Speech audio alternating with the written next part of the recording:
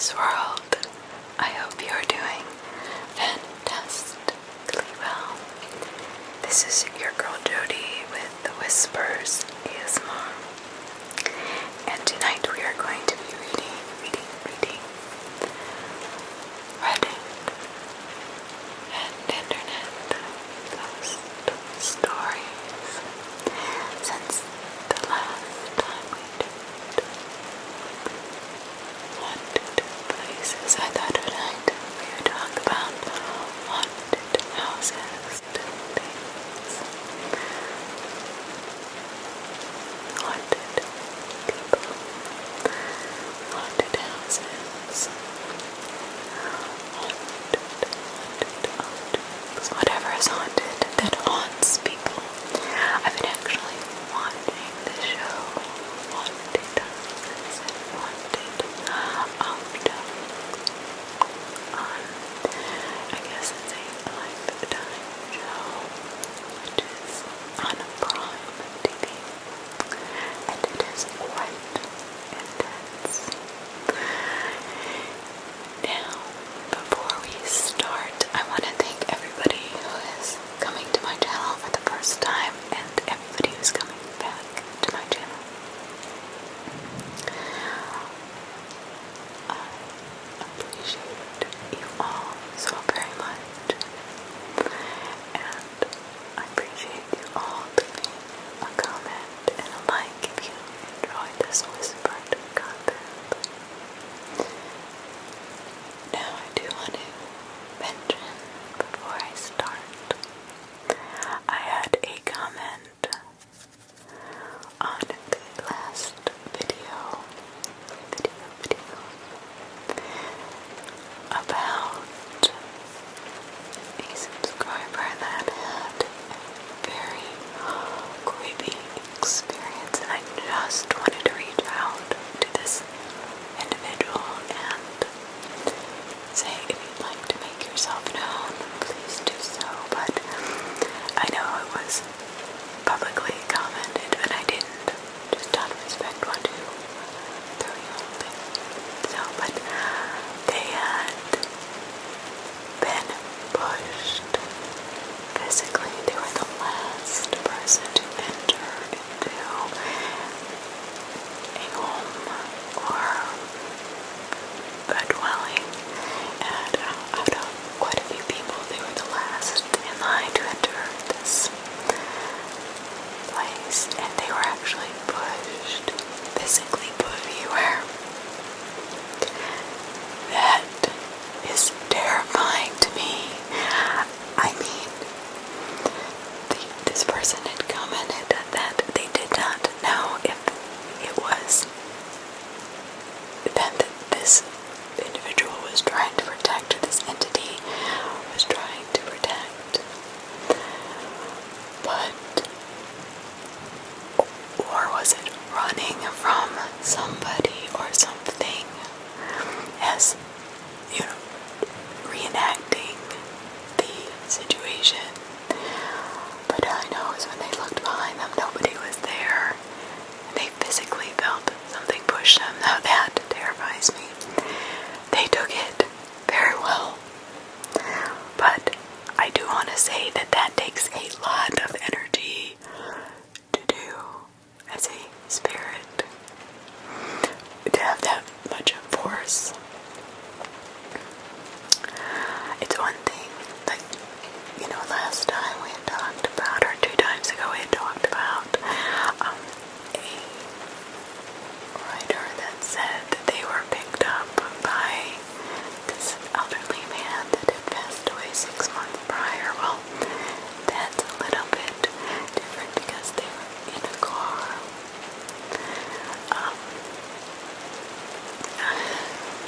But to actually physically push somebody to touch them, that takes a lot of energy, I would think. I mean, I'm nothing close to any professional paranormalist, ghost hunter, whatever, but I do know that when you're talking about a paranormal or an entity actually touching you physically and moving something, that takes a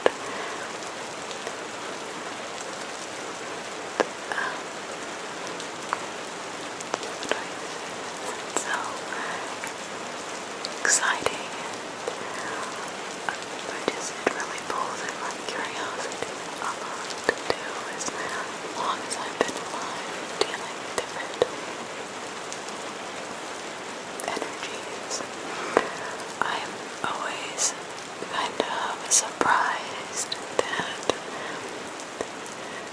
there's more out there. There's things I have not experienced, like the other day when I saw the demon crawling over the fence. I had not seen that in a long, long time.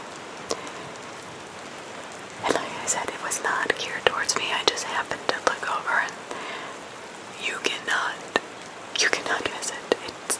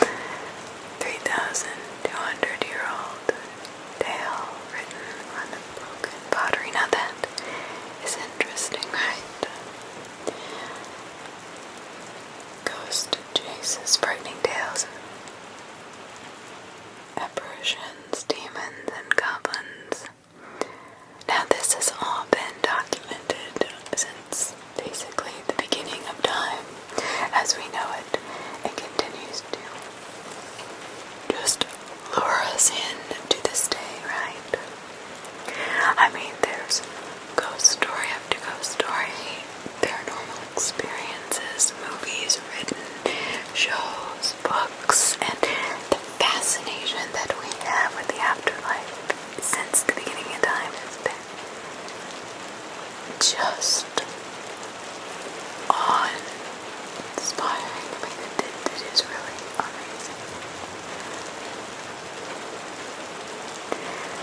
I guess because there's always the tale of a demon in every culture, right?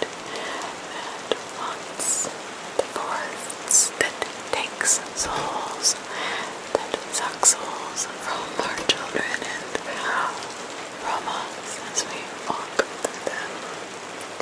Like Dubo, it is an ancient Chinese ghost.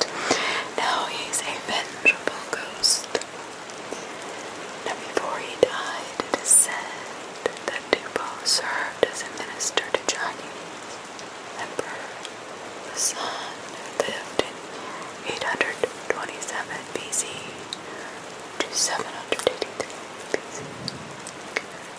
Apparently these two had a falling out or disagreement. Now Husan had Dubo killed in about 786 BC, despite warnings that this creature, this person, would come back and haunt him. Well, in Chinese culture, it is believed that he did more than just haunt the emperor. 3 years later, in 783 BC, Husan was killed with an arrow fired by an apparition or ghost, resembling Dubo in front of an assembly of feudal lords.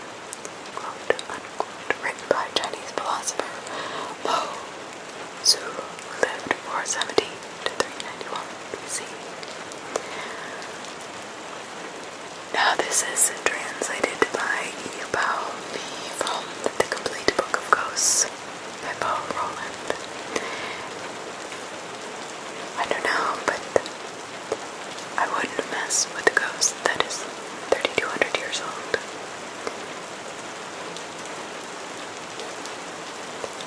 How about in Roman times?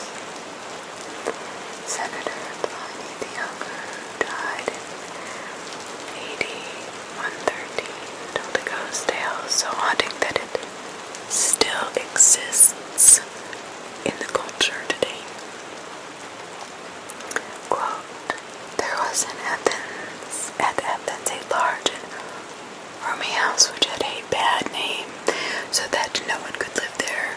In the dead of the night, a noise resembling the clash of iron was frequently heard, which, if you listen more attentively, sounded like the rattling of chains. Unquote. So many of these disturbances by apparitions, ghosts, or whatever, the appearance of a spectre, quote, form of an old man of extremely emaciated and squalid appearance, with a long beard and disheveled hair, rattling the chains on his feet and hands, unquote.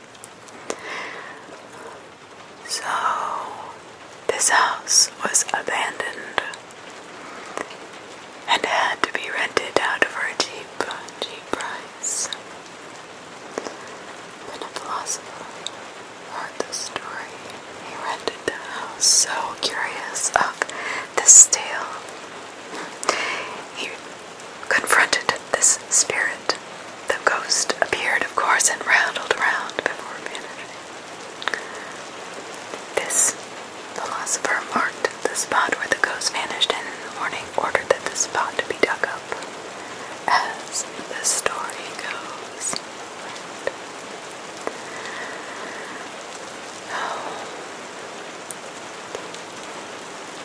Apparently they dug this spot up, right, where they had X marked the spot.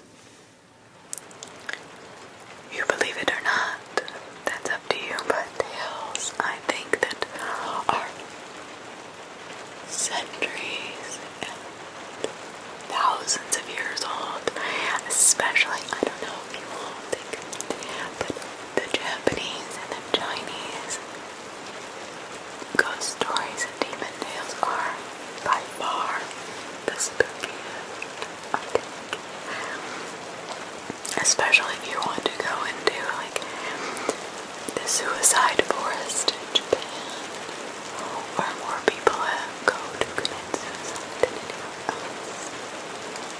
I don't know why that just... Maybe it's the name. Maybe that's what creeps me out. I don't really know.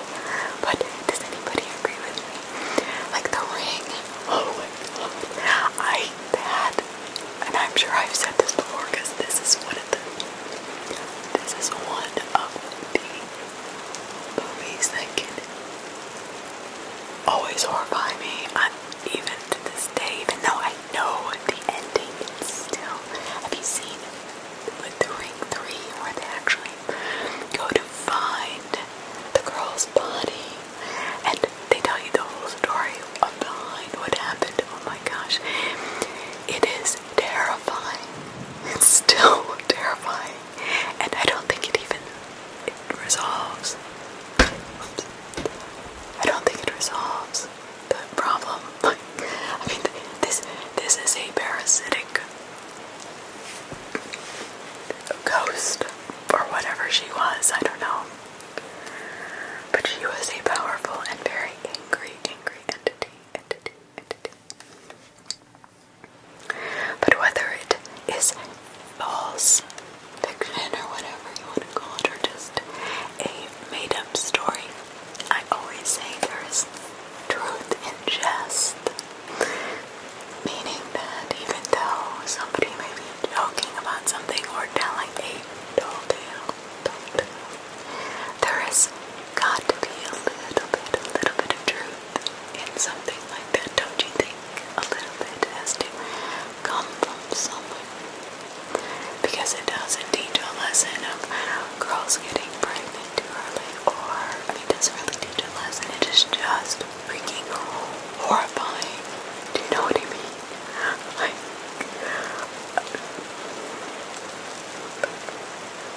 and this is what I was saying about the second to the last video I did. That this guy had his sister that rented an apartment from a 2,000-year-old castle. I can't even imagine the spirits that were in there.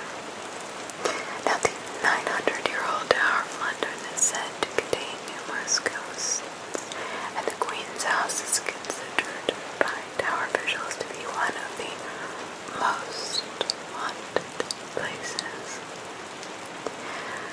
So, Arabella Stuart, a cousin of King James I, Arabella made the mistake of marrying against the king's wishes and was sent to the tower as punishment.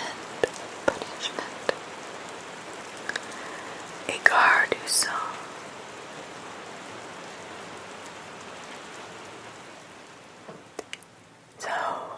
a guard who actually saw this apparition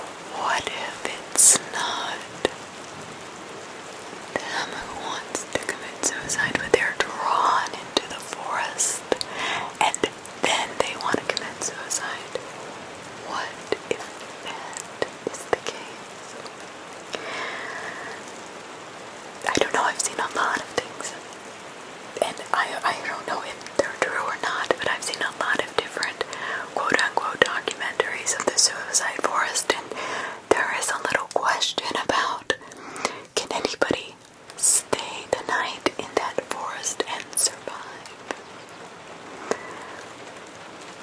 Right? I mean,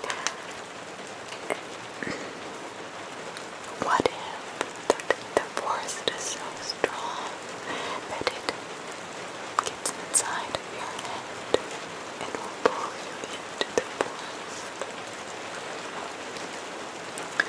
Now, I said we weren't going to talk about, or we weren't going to discuss haunted places, so I'm going to move on. These are kind of like tales and places too, so don't get me too hard of a time. I just found this fascinating. I don't know, I'm just kind of going on with that.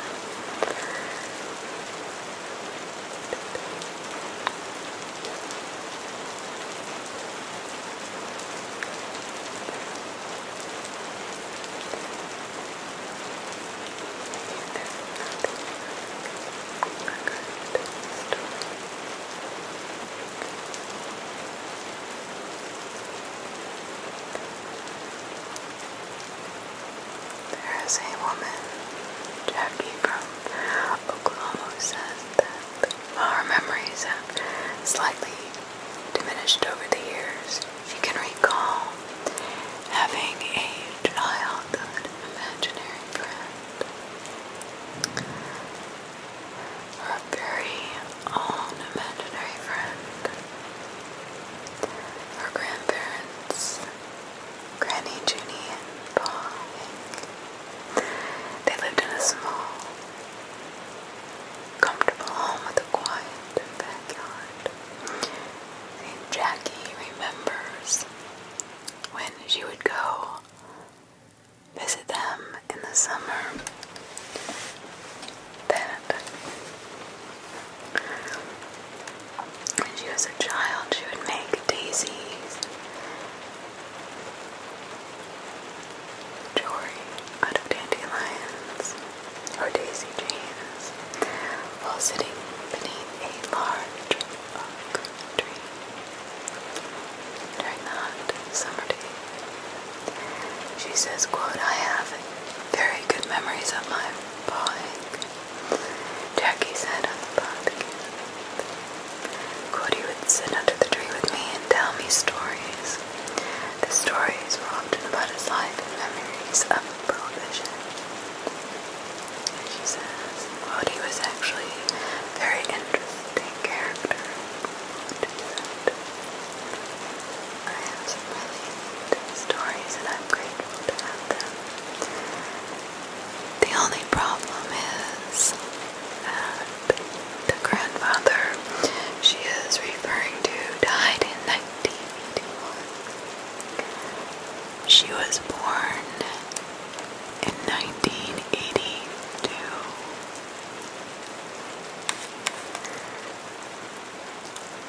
She clearly states she had no idea that she was getting stories from a ghost. I just got shivers down my spine. Holy crap. The rest of her family was acutely aware of his presence in the house and around the yard. Now, her grandmother, Junie, would never stay in the house on the anniversary of his death, so she was quite alive. She would say he died in the house. He died.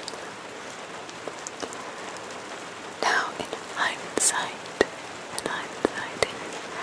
Jackie's older mind, her logical mind, says that even through her childhood,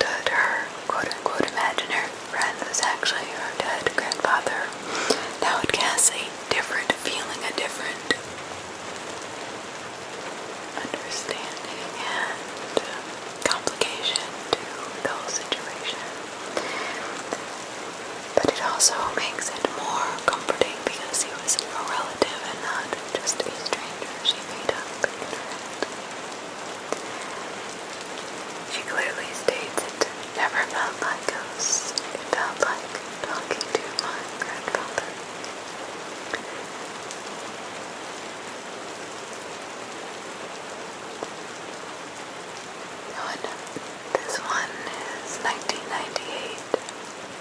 This man, Joe, relocated from California to Georgia. Now, he relocated for a job, or he worked as an auto body manager with his one cousin. But shortly after he moved, Joe's brother followed him to Georgia, rented a small house built in the late 1800s. He says it clearly looked really nice from the outside, but it did not give a feel good from the inside of it. He says, I walked into the house and went, shit, oh man. He said, the hair stood on the back of my neck, and I felt sick. That sick to your stomach. Butterfly, but not good butterfly. A heaviness, a presence that was not okay at all. Moments later, Joe says, while carrying items, as he moved his stuff into the bedroom, he hears whispering. He says a heated whisper, almost an argument between two people that seemed to be hovering in the top of the ceiling area of the room, he added. Of course, Joe runs out of the room and asks his brother, do you notice or hear anything or feel a strange vibe? Obviously a little cautious to throw ghosts in the air. His brother picked up on the vibe, he said, but after praying on it, his brother said he felt that things would be okay. Okay, as long as you're good, he said. I'm good. Right, high five, we're gonna get through this, he's thinking. But, yeah, I'm not good, but I'm going to help you, but I'm going home and I probably won't come back here. Wow, okay, well, I guess his brother was helping his brother move into his new home, and luckily Joe did not live there. Now, in the weeks that followed, Joe noticed that there were more unusual occurrences, including a terrifying event in which Joe's 8-year-old nephew was taking a bath and sat up to find an elderly man in the bathtub with him. Oh, shit. Oh my god. It took two entire days to calm this kid down. And he never took baths again. Can you blame him? Holy crap. Can you imagine? That is freaking terrifying. I mean, think about it. You're in the bath. I mean, I don't know if anybody else has this fear. Lying in the bathtub. I will not close my eyes because that is a conductor of energy. If you want to talk to the dead and you're having a hard time connecting, dump a bunch of salt in water and close your eyes and think about him. I don't know about you, but it works for me. I don't have a problem connecting, so that's my advice when people are like, well, I want to have a seance. I'm like, why don't you just try salt water and try to connect? That seemed, some people have to do it with other people, but if you're looking to just kind of connect with the spirit that you know is not harmful, and you're not trying to, you don't conjure anything up, you're just trying to see what is around you. Just to kind of see what you're dealing with, I guess. Can't really explain. Alright, the difference between a seance, you can really bring anything, you can open doors that you don't want to open, where if you just are connecting with something like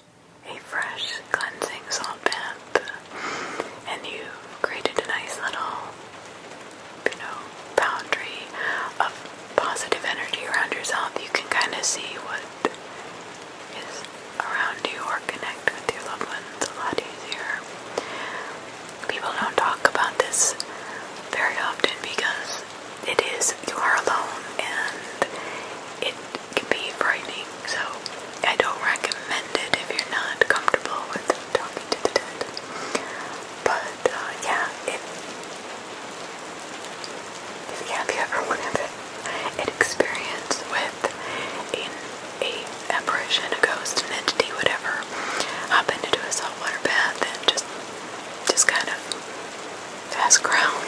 look around you, because I don't know, it seems to always have worked for me. But water is also a conductor, so it conducts energy very easily, and also ghosts can find their way to you a lot quicker. So that's just, I don't know if anybody's ever heard of that, but I mean, it just more from personal experience than anything else. I don't really recommend any of that, to be honest with you. But if you're dying to do something like that, that might be a better way than kind of calling on all spirits to see what you get, kind of thing.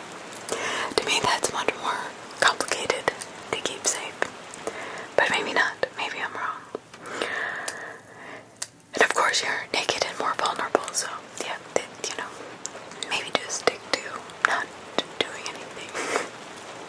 If you see him, don't. So back to Joe, right? So after falling asleep in the couch one night, Joe's brother awoke to find an elderly man and woman seated on either side of him, having an argument over whether or not they were going to allow the brother and his family to remain in the home. Now this is actually quite funny to me, because can you imagine being in between two people having a full-blown argument that are not alive about their relatives allowing them to stay in the home? That's crazy. So here we are with this poor brother. His son is petrified of now taking a bath, which, as we know as parents, is never an easy feat when children are young, right? But now you've got this added excuse, quote unquote excuse, but not really. I mean, the kid's petrified of taking a bath now, not helping the situation. Now, the brother wakes up. Joe's brother wakes up and realizes that there's two elderly people having a full-blown argument on whether to allow the brother and his family to remain in the house. Now I wonder if the people we're talking about Joe's brother and his kids, or like their family members. I'm gonna take a sip of seltzer.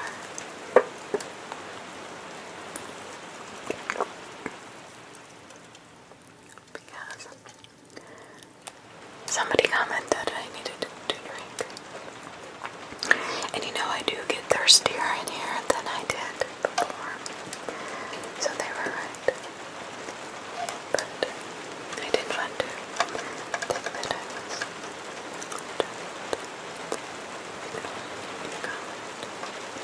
so I'm taking a drink.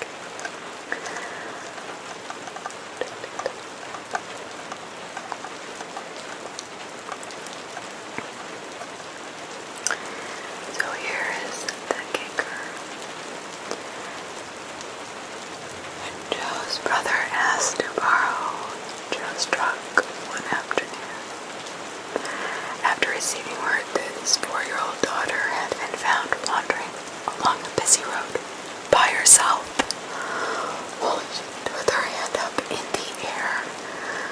Police. Now this is a completely true story, okay?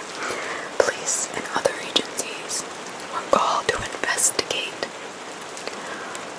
When they asked this tiny little 4-year-old toddler, she told them straight up that she had just gone for a stroll with the old woman who lived in her house. Joe's brother about shit his pants and said, "What old lady are you talking about, honey?" "Oh, Daddy, the little old lady who lives there." His daughter replies, She just wanted to take me for a walk, so we went for a walk.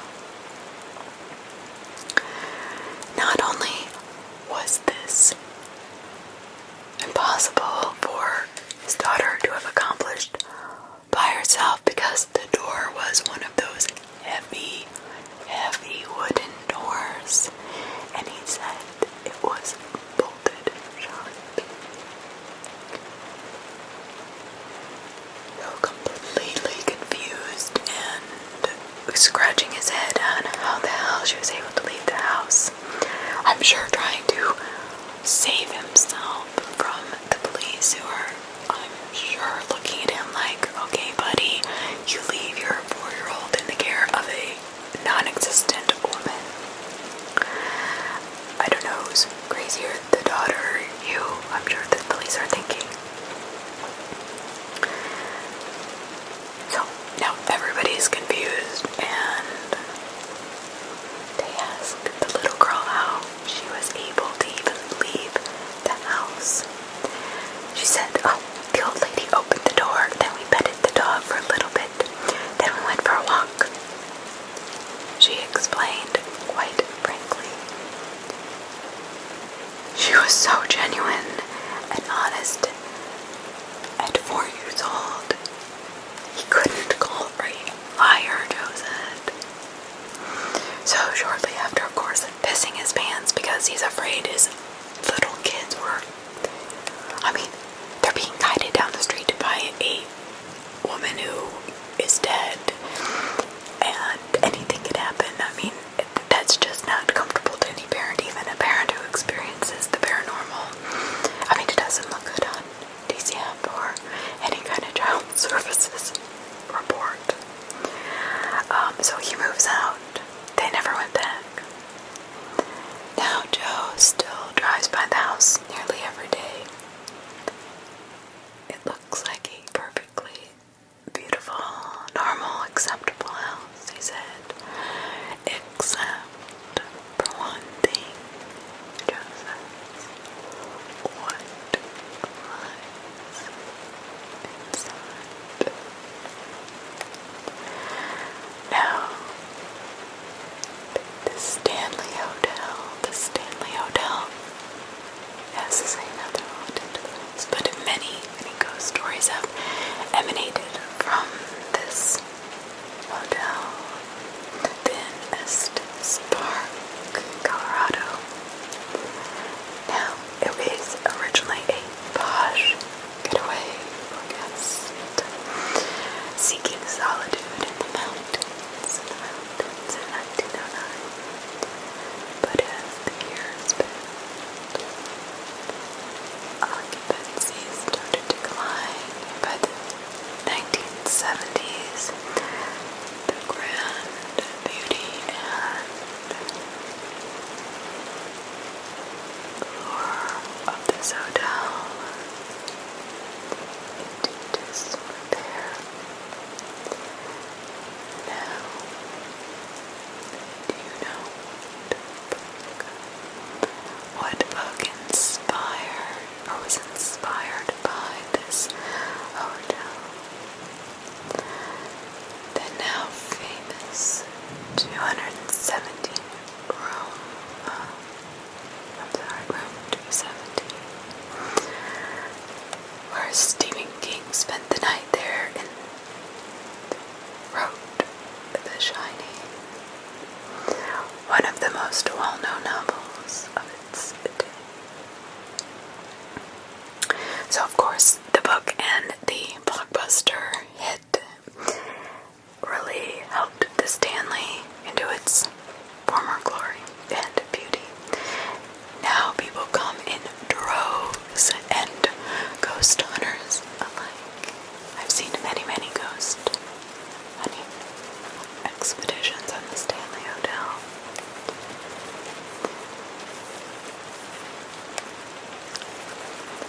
Now it's spooky history, it's creepy walls. It should actually not come to any surprise that many visitors reported strange happenings. Why? Well, the ghosts that roam these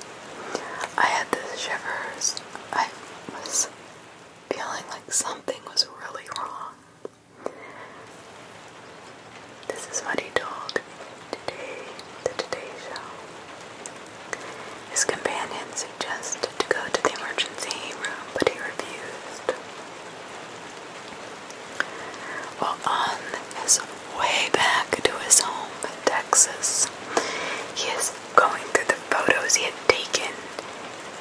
Well, guess what? He discovers these really, really bizarre images of someone standing on the stairs when he clearly knew nobody was there.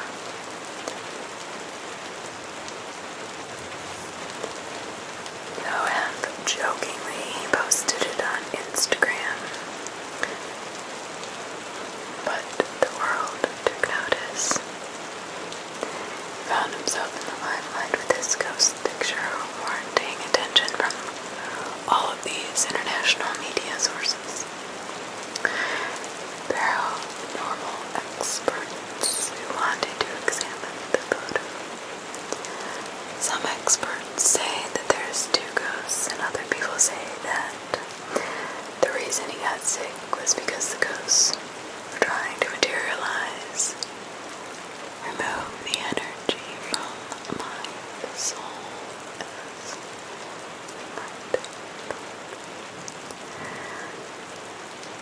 As we have talked about on this channel many times, when people experience a paranormal event, it is their own paranormal event.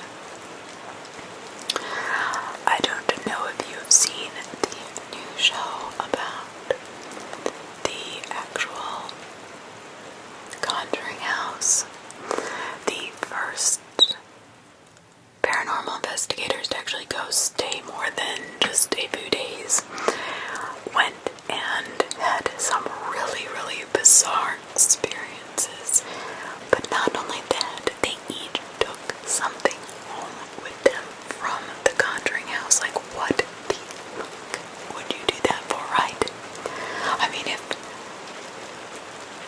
Bathsheba was not powerful enough on her own damn land, why would you take it home with you? And all of them had experienced negative reactions, negative energy in their house. One paranormal investigator that out of the couple, they feel like they have actually had an attachment, which I do not doubt.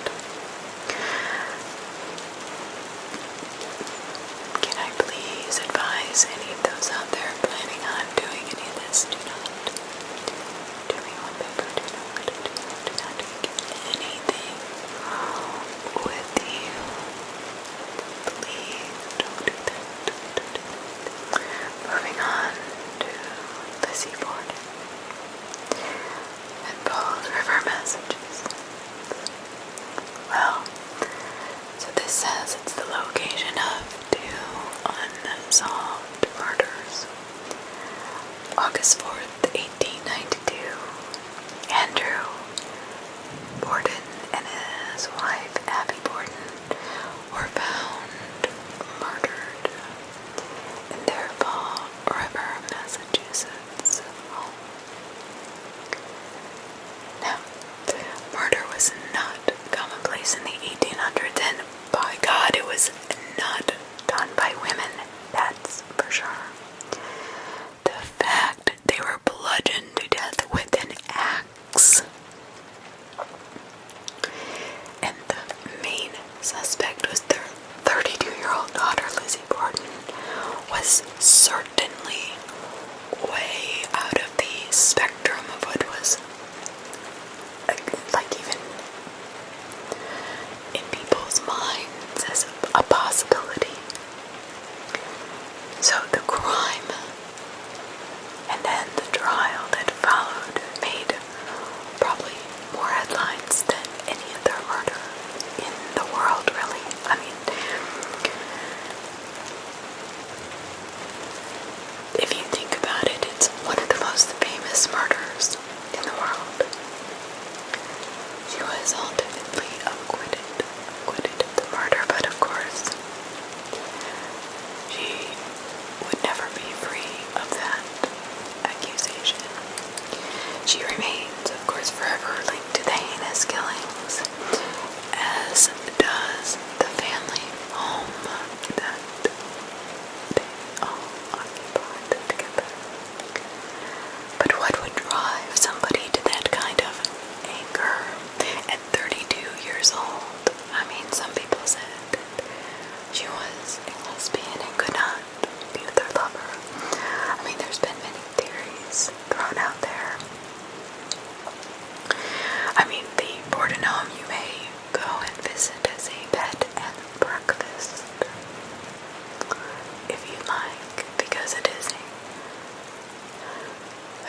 attraction to many mystery buffs and thrill seekers drawn to the scene of a crime out of just sick morbid curiosity. And of course, to see if the house lives up to its reputation as being haunted, because that was another theory that she was possessed. But I don't know.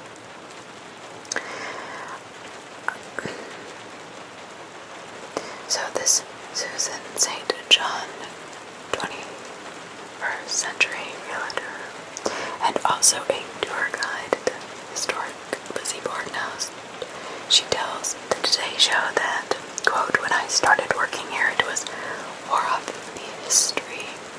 I really did not care about the paranormal stuff." Well, what changed after Suzanne started to be around the home? I mean, what changed her mind about the paranormal?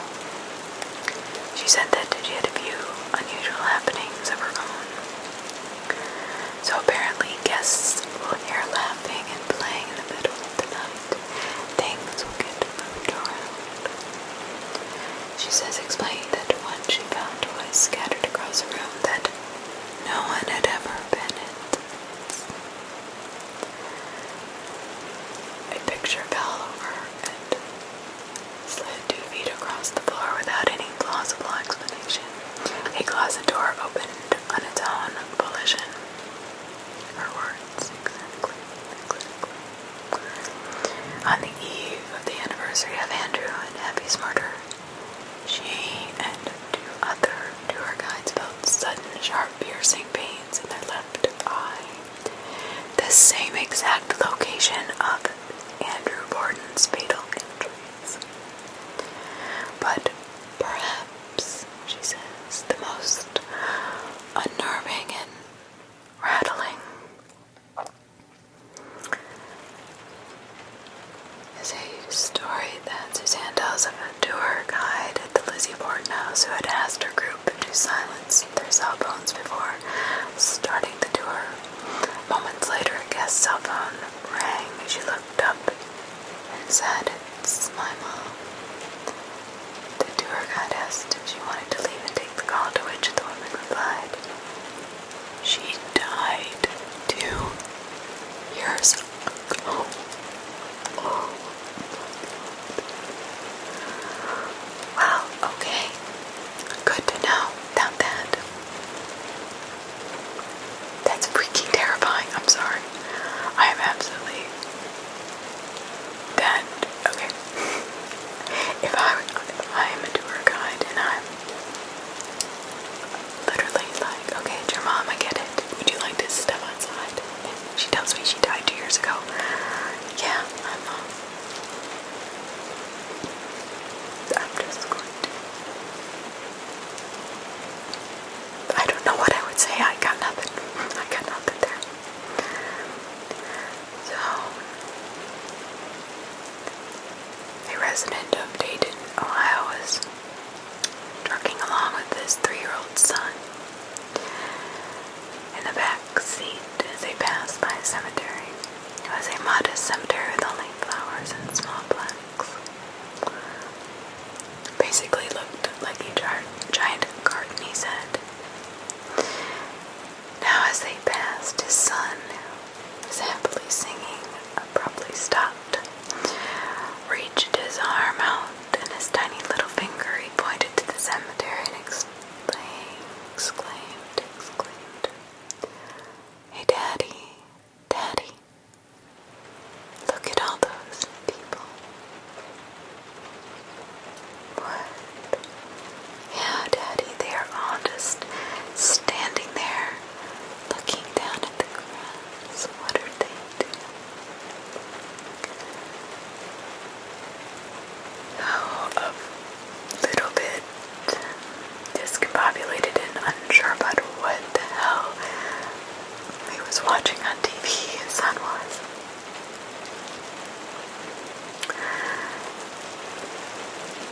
He gets home and his son is watching his cartoon on TV when his son turns around and looks at this man from taking the Ohio and says, "You know, Daddy, those people we saw, they were all paused.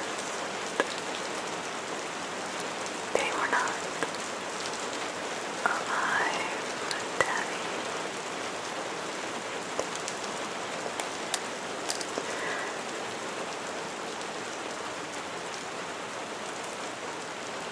Now, when I was young, my grandmother would take me to cemetery after cemetery and tell her that I would need to sing to them because they were so lonely. And sometimes they just wanted somebody who was alive to pay attention to them. That's all. And I would get on top of their gravestones and I would sing to them. And my grandmother didn't find this odd at all. She actually enjoyed it. She said it was the happiest I'd really ever seen.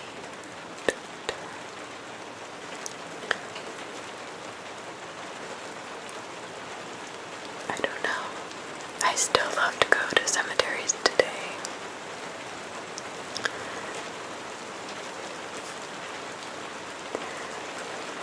So, are they really, really terrible things among us? Are they just lost souls looking to be a part of what they missed out on or what they loved?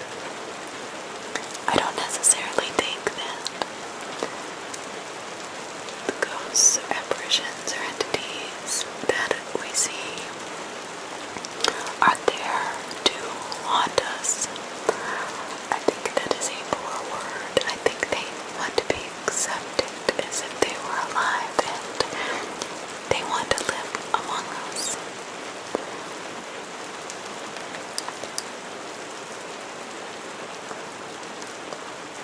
I know that's kind of a strange way to look at it, but I really don't see them as terrible things. Now, that's not talking about the dark shadows and the demons. I'm talking about people that have lived and are wanting to live. And I think most ghosts are like this, that they want to just be allowed to just be.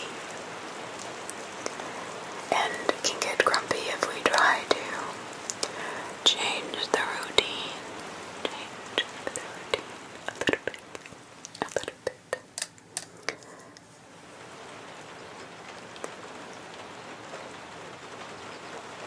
I mean, that's just a little bit. What do you think? There's always the prisons full of ghosts, right? Well, what if you were actually followed home by a prisoner? Would that bother you? I mean, as I've talked about before, the Ohio State Reformary, which said to be haunted, and it is where Shawshank Redemption and Mansfield, Ohio, was an unpleasant history, as we all are well aware of. But it seems like everywhere I turn, there is another ghost story about it.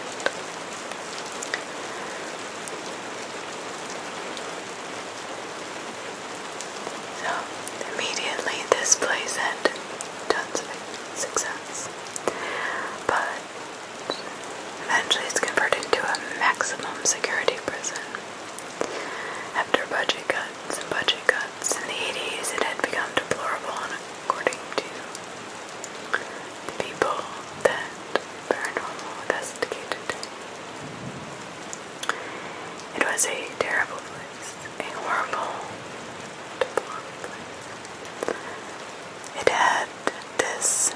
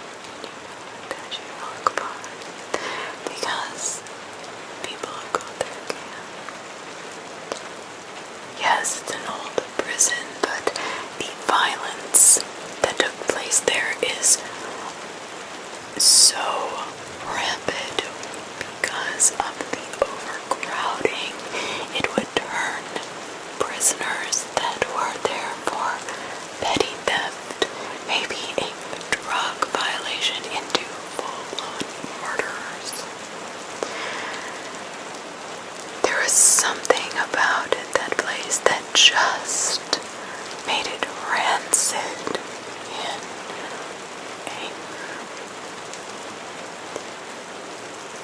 But people have argued it's not necessarily part of the prison itself.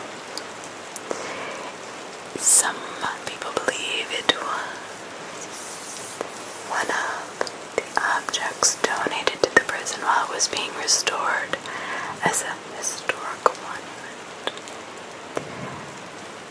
So other than just the horrible things that have happened, there was a malevolent presence detected in one of the prison's solitary confinement cells, along with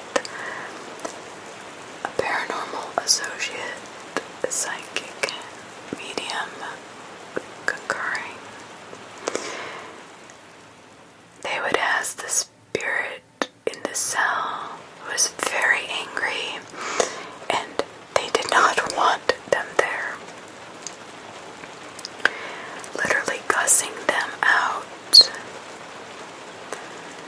But they went back again and again to gather more recordings and harass this ghost, who clearly did not want them there. Yes, it was unnerving to be in a situation where the ghost did not want you there. But one day she saw the ghost in a reflection of the window. She saw this thing in the back, this shadow figure. She knew it was him. So, guess what? And if you ask me, it is both. Apparently it followed a partner out of the prison and into her life. And they had to get another expert to help her get rid of this entity.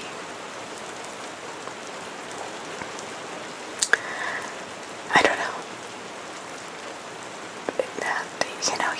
You mess with the spirit for so long, you're gonna get a reaction you may not appreciate. Now in Willoughby, Ohio, which is not far from me, there is a coal building. In the 1800s, it housed a variety of businesses, including a train depot, cheese factory, and flour mill. In 1912, it became the very prosperous Willoughby Coal, supplying coal to local residents before it was sold to Henry Windus and William Don Norris in the 1930s. Over time, the relationship between the two owners grew contentious and angry. Can you imagine business partners actually getting angry at each other? Yeah, I can. Money, greed, power is not a good combination. So Henry Windus wanted to buy the business from Don Norris, but Don was unwilling to sell. Right, well, one cheery Ohio morning, Norris allegedly told his wife he was going out for bread and to check on repairs being done on the Willoughby building. He never returned. Several hours his body was discovered in front of the door. He was laying in a bloody heap. What the hell? What the hell? So, investigation revealed that Norris's death was somehow, get this, accidental. I don't know, that just doesn't sound right for me. Nobody ends up in a bloody heap in front of the doorstep.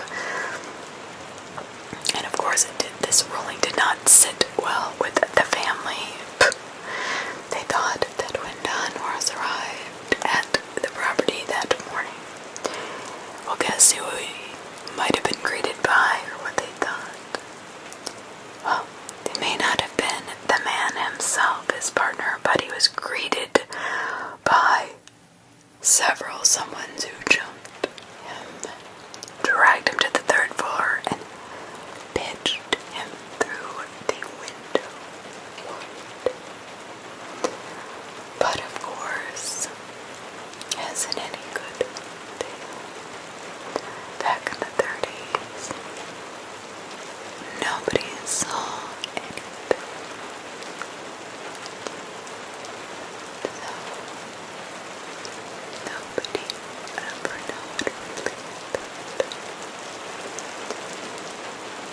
Guess who still haunts that place? Well, if it was me, damn it, I'll tell you one thing, I would be haunting the shit out of the place if somebody chucked me out of the third floor window and left me in a pile of blood. Now here is a picture captured by, I want to give credit to, captured by, I guess, Willow People, it doesn't, oh, the Haunted Housewives. So, the Haunted Housewives captured this picture, full credit to them, a ghostly apparition, which they took the picture of the Haunted Housewives, which I think is such a cool name, by the way, very cool. And it is a face, a very literally, it looks like he's screaming. You can see his arm, his face, and I don't think he's falling out of the window or something, but he definitely looks like he's crying or he's about to call out for help in the last moments of his life.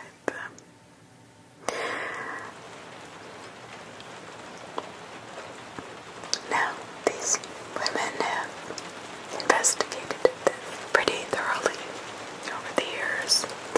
Now, they have reports from police having to investigate people seeing faces in the window, unexplained footsteps, and other ghostly occurrences. But guess what? Norris is not alone. Can you imagine that? 1930s. That kind of brings me back to what happened in the 1930s that made people go very, very, very rogue. Other than prohibition, depression. Now, I'm just gonna say this. You're in a booming time. After World War I, you're thinking that, okay, we are flourishing country, everything's going well, then boom, the depression hits, the banks close, there's no money, you can't get money, you are living all of a sudden on nothing, you lose your job, the market crashes, everything goes kaput.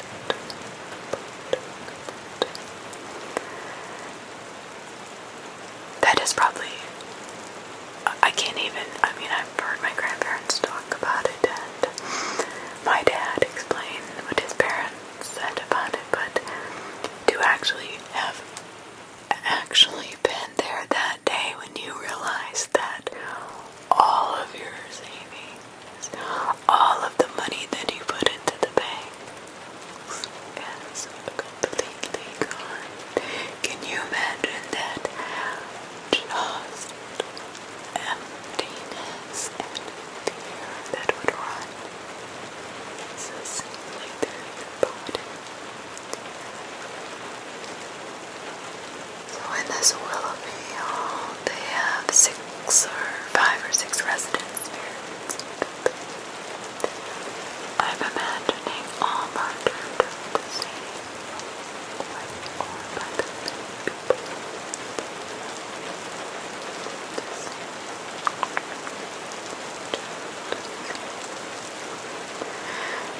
Oh, and now we move to Salem. As we all know, Salem is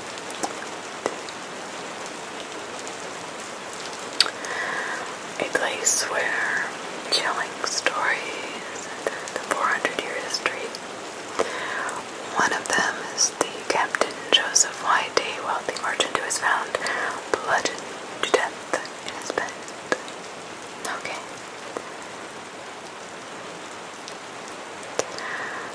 It was a crime motivated by none other than yours truly, Mr. Money himself. So many crimes have been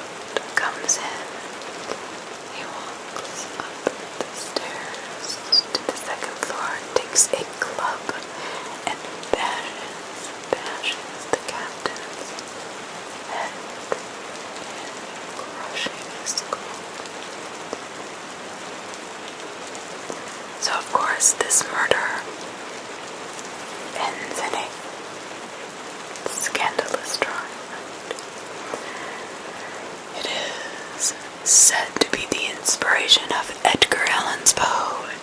Telltale Heart. Telltale Heart.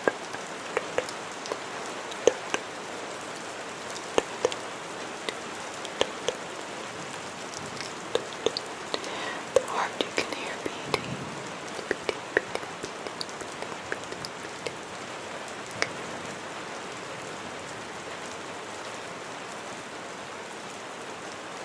And also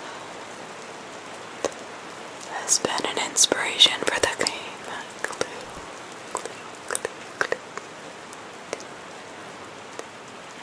We don't know if it's the sheer brutality of the crime or revenge for his attempt to steal his money, but the spirit of Captain Joseph White is said to still haunt the halls of his former home. By God, I would. Hell yeah. You're gonna take me from this world for my freaky money. I'm gonna haunt you. In my home, by the way. So people have taken photos of an empty house, many pictures or surreal, feel shadowy figures in the windows and on the landing of the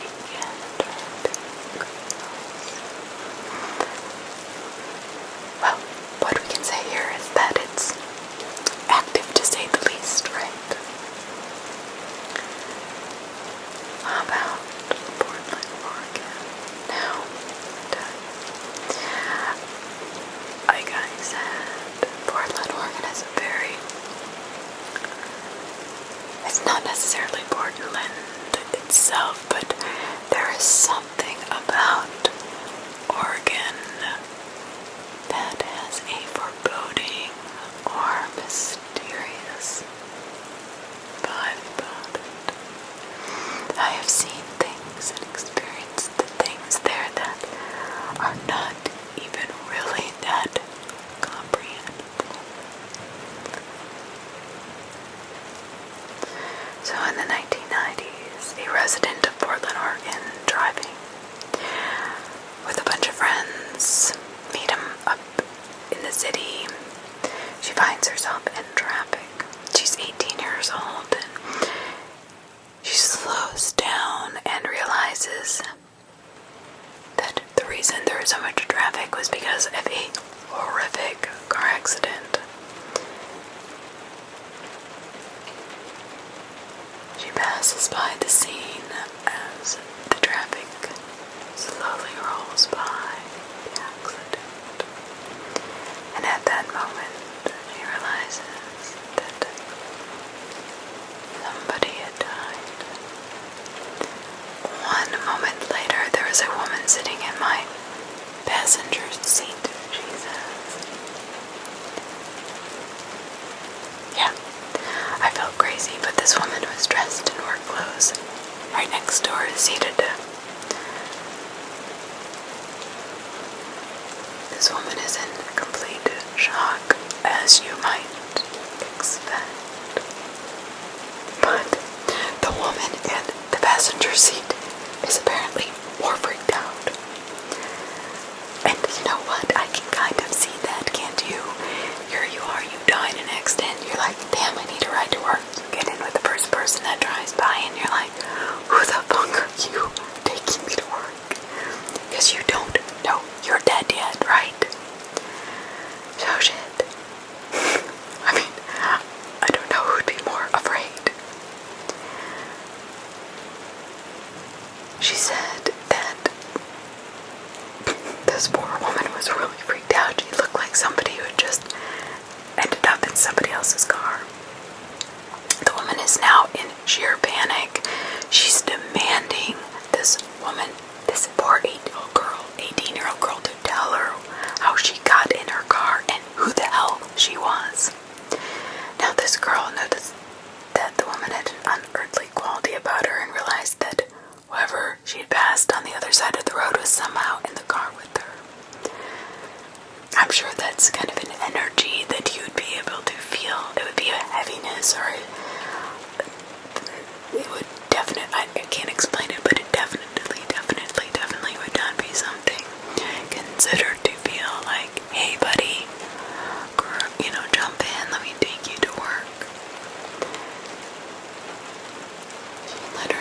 says, quote, "Ma'am, you need to calm down. My name is Olivia and I'm here to help." She's telling this to the deceased stranger. So, this woman, the 18-year-old, goes on to explain to this dead woman that she's been in an accident and somehow ended up in her car, in the passenger seat, and that she's really sorry, but all she can do is offer her a ride.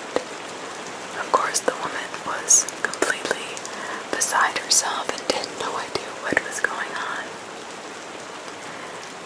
So, the 18-year-old girl said as they passed a clearing in the trees,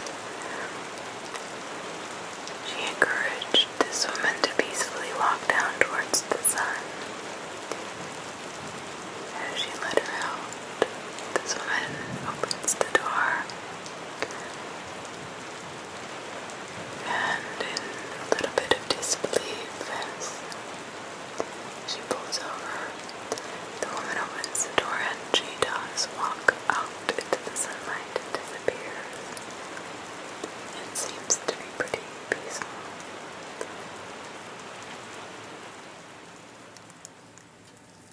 Now, as this young girl is letting out this woman who is clearly not of this world and not anybody that she knows, right?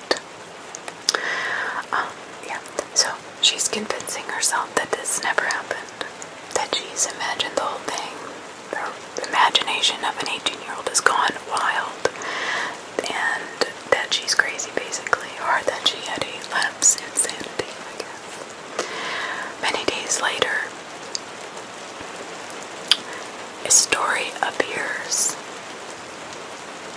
in the Oregonian about a truck driver injured in the car accident. Now, before they finished, they threw a picture of the woman that was in my car and explained that she had passed away in the accident. Well, to this young lady's surprise, it was way too much to handle, because guess what? It was the woman that she had dropped off. Can you imagine that? Right, that would scare the shit out of me. I mean, not really, but yeah, it would. I don't know which one of these stories would scare me the most.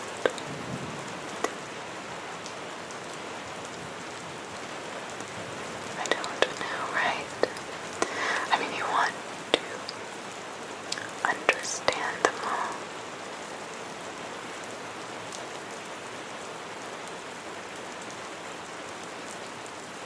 So when you move into a house, you want it to be beautiful, right? And you want it to be clean of spirits. You want it to be happy. You're looking to start a new life. But what if you buy a house and for some unknown reason it is a dark soul?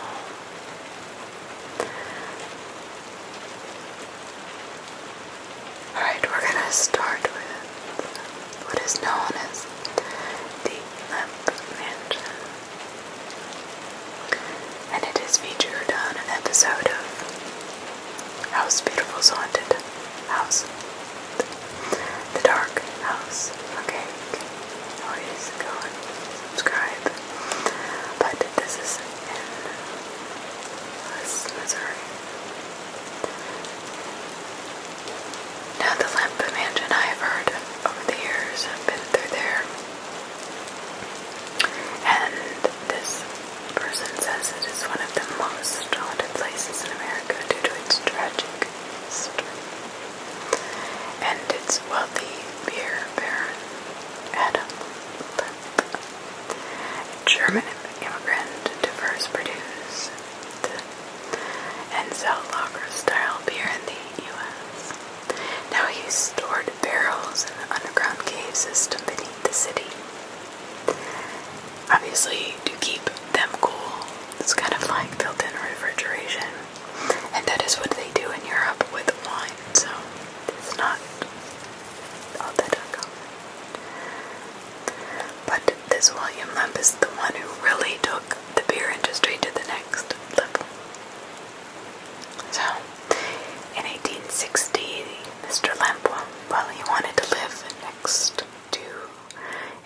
piece of work, start a family with his wife, and for some reason they built this foreboding, really dark home in the historic Benton Park neighborhood, right over the caves.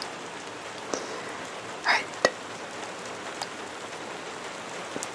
I don't know about we smell the haunting, I don't believe that, but what happened?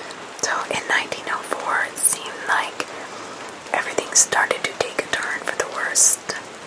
William Lemp died by suicide in 1904 after his favorite of 5 sons, Frederick, died tragically due to complications of tuberculosis. And you have to remember that tuberculosis was rampant about this time. Then this was terrible for this family. A few years later, his wife died of cancer in the house. In 1920, the youngest daughter mysteriously died in her home, but not in the mansion. But then in 1922, after running the company for years and seeing it flounder during the Prohibition era, William Lemp Jr. shot himself in the same room his father shot himself in. Wow, okay.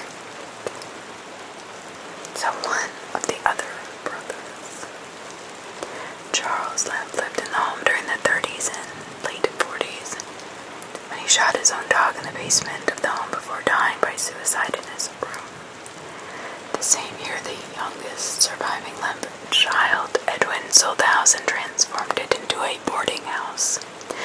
According to Destination America, witnesses have experienced burning sensations, slamming doors, disembodied moaning, crying, moving objects, horrific smells, heavy feelings, and unwanted energy. But what about today? The Lemp Mansion is a restaurant and inn that holds events including weddings, murder, mystery dinners, and even ghost hunting experiences. Well, I don't know about all that. I mean, I think it's alright. I'm just going to be really honest. When I read these popular ghost stories, I think that sometimes, and I'm just saying sometimes, not that the history is not there, I do agree, but they kind of expound on exactly what the horrors were that went in, and it keeps the horrors alive, if you know what I mean. It keeps the spirits there. Nobody seems to want the spirits to leave, because if they move on, then guess what? It's not a profit center for them. They can't lure hundreds and thousands of tourists every year. I mean, that's just my 2 cents, so don't take it personally. I'm more about let's let either them live with us in peace or let them move on.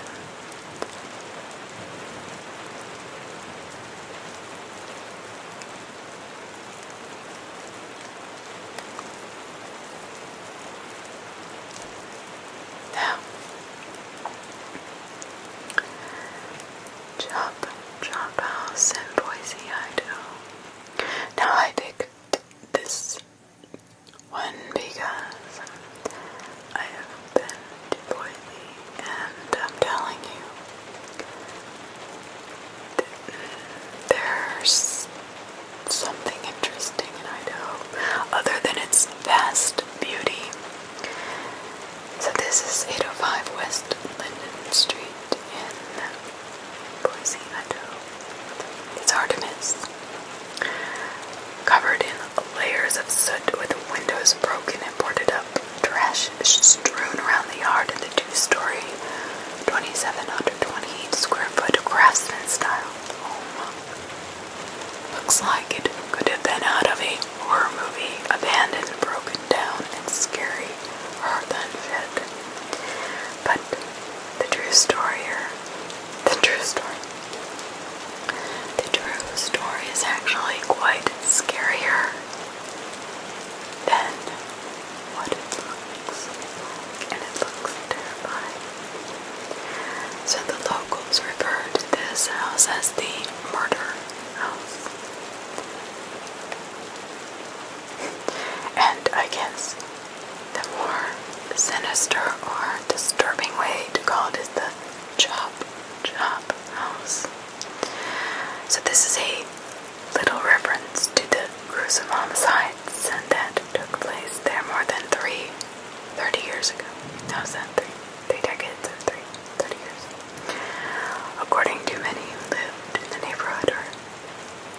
rented out a room.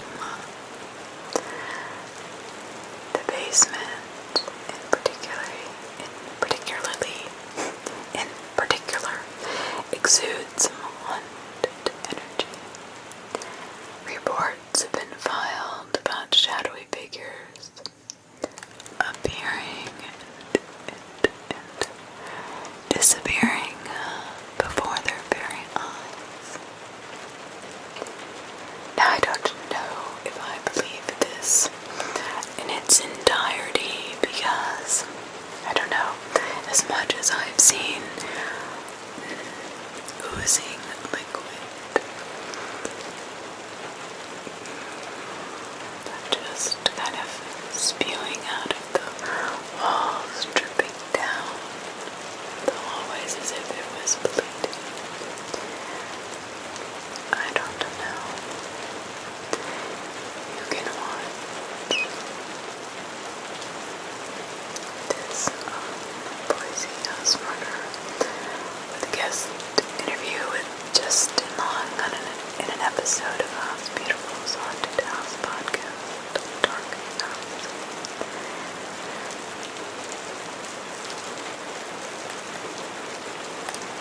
I don't know, I'm just picking out a few that I find to be very...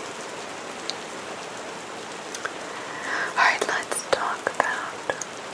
talk about it. It might as well, because since we're talking about terrible stories that have emanated from haunted places, haunted things, haunted people. Now, the viscous murders in New York, okay? I'm sorry, the Villisca axe murders, murder house.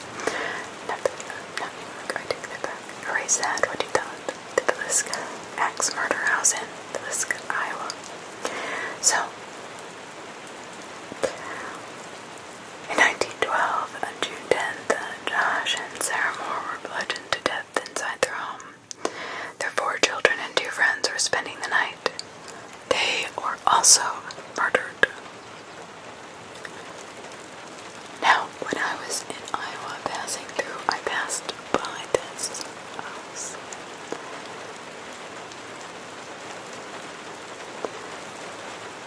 People pay $400 plus to stay for one night. No, thank you. I don't. It even says book now, and that's what bothers me. A true haunted house. I hate to see that they make so much profit on it.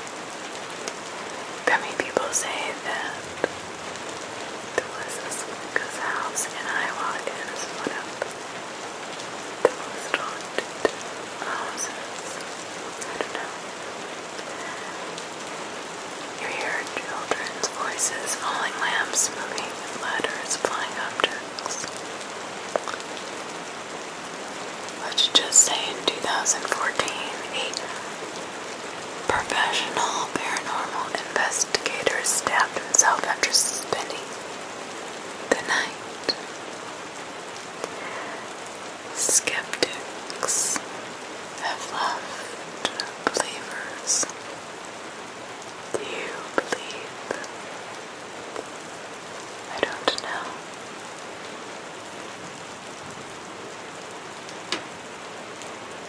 I really don't. It's hard to say because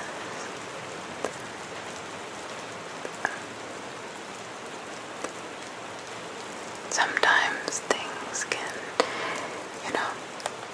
you can really start out with a house that had a horrible past, but you can almost bring in, it's like doing a seance. You never know what you're going to conjure up by even giving the entities their attention instead of helping them move on, if you know what I mean.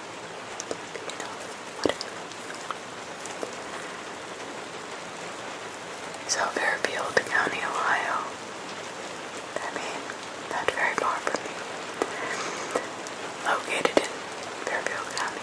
This is the Mud House Mansion, and I have never heard of this. It has a bad reputation. Nobody can seem to agree on when it was built. But let's just say, for argument's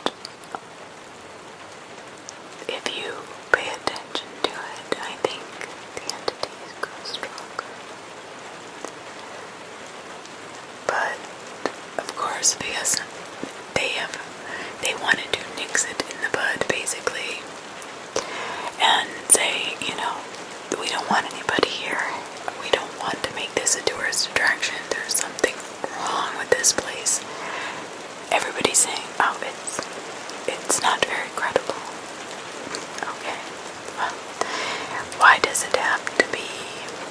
I mean, seriously, why does it have to be? Like, this is the Cecile Hotel. I mean, home to many suicides and dark people. I don't know, I think that has been, it's almost like it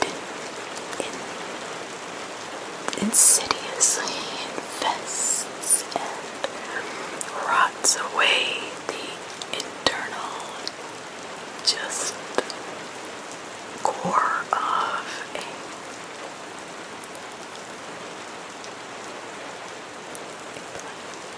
a dwelling, a hotel, a house, a mansion, if it is continued to experience the calling or the visitation of people looking to experience negative energy, because in and of themselves they are in a way luring that negative energy in there.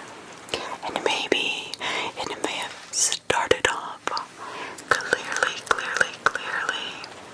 as something foreboding and scary, but now it has manifested itself into something horrific. Just my opinion. And I keep saying that because that's kind of what I feel.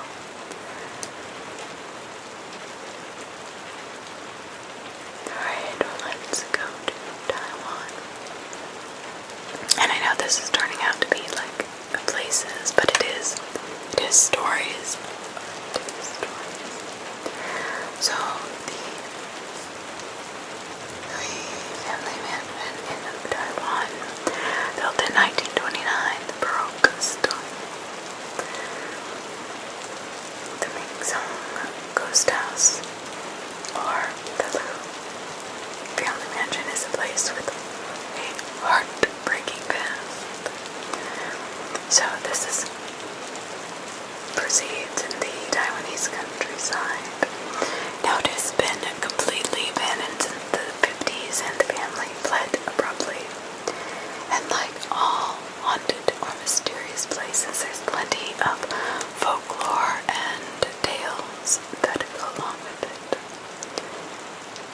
It was beautiful at one time, and the local legend says that a maid was having an affair with her employer, the man who owned the home, and when the secret came out, she jumped down the well to her death. But since she did not live to tell the tale, who's to say another family member did not kill her? I don't know. But then she came back to haunt the family until they finally got the hell out of there.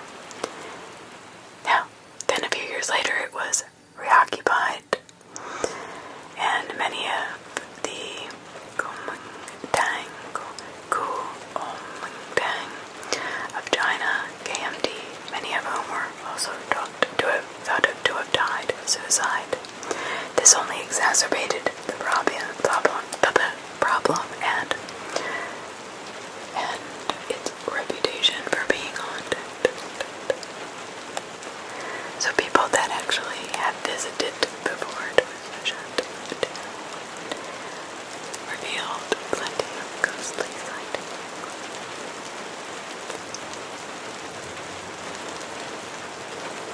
So here's one. The House of Witches in Italy, Lake Como.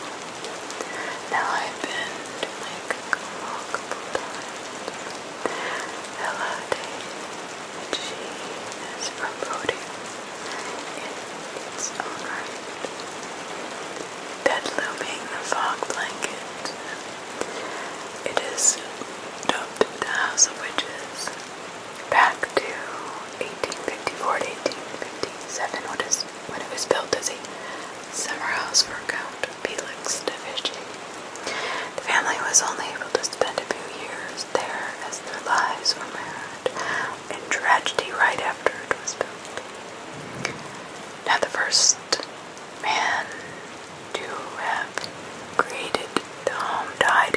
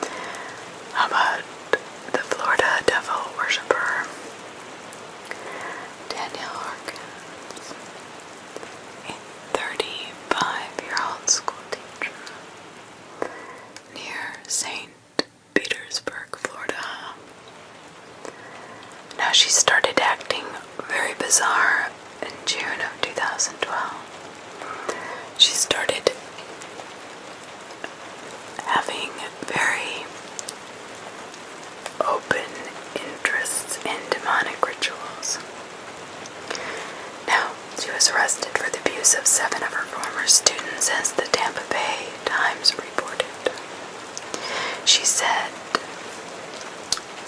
she told the kids they needed to rid their bodies of demons, and the group gathered before dusk on Saturday around a small fire near the St. Petersburg Pier. She told them that they should cut their skin to let the evil spirits out. Police said she told the children they needed to burn the wounds to ensure that those spirits would never return. When Harkins held a lighter to one teen's hand, wind blew the flame out. They prompted her to douse his hand in perfume before setting it on fire. The poor boy suffered second-degree burns. Another teen was cut on the neck with a broken bottle. What the heck? Police said she used a flame to eat a small key, which she then used to cauterize the wound. So, how was she caught? Because they did not tell their parents what the hell they were doing, obviously. Okay. They were notified because a friend of one of the students who participated in the ritual said, whoa, this is not normal. And, I think you should check this out, thank God. However, none of the students participating in this ritual even said a word. They never told their parents, their friends, except for this one.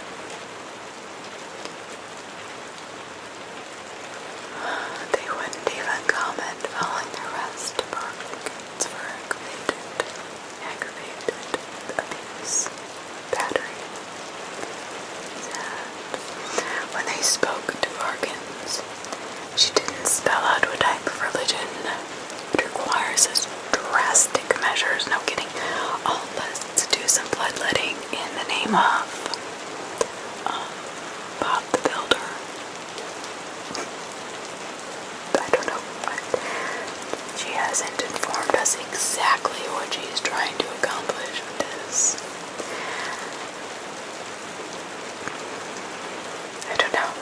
I mean, it was so... I remember when this happened, and it just seemed really bizarre. I mean, we can talk about at least lamb, and I don't know, I think that's been overkilled.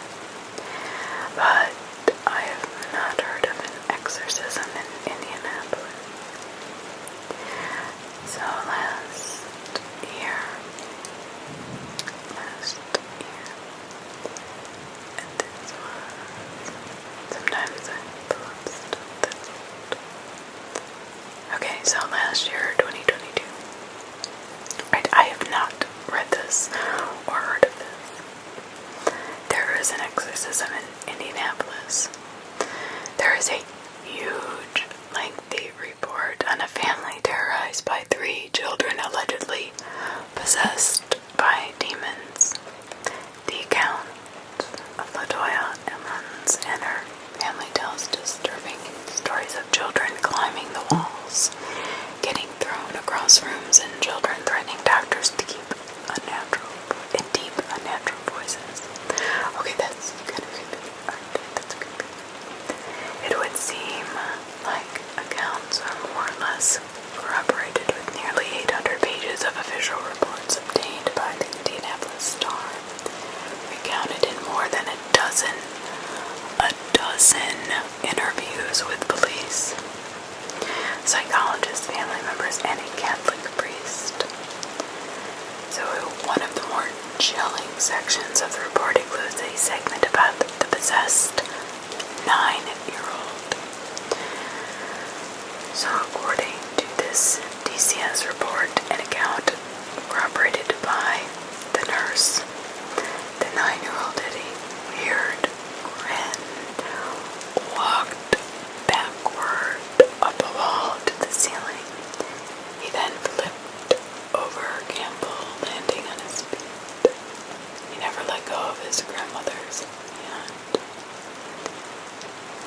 Another segment in the piece reads, the 12-year-old would later tell mental health professionals that she sometimes felt as if she were being choked and held down, so she could not speak or move.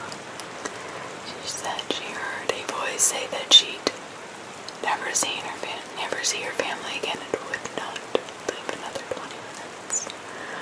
Oh Jesus, that's freaky. Come on. Can you imagine being 9 years old or 12 years old and that's what you're hearing?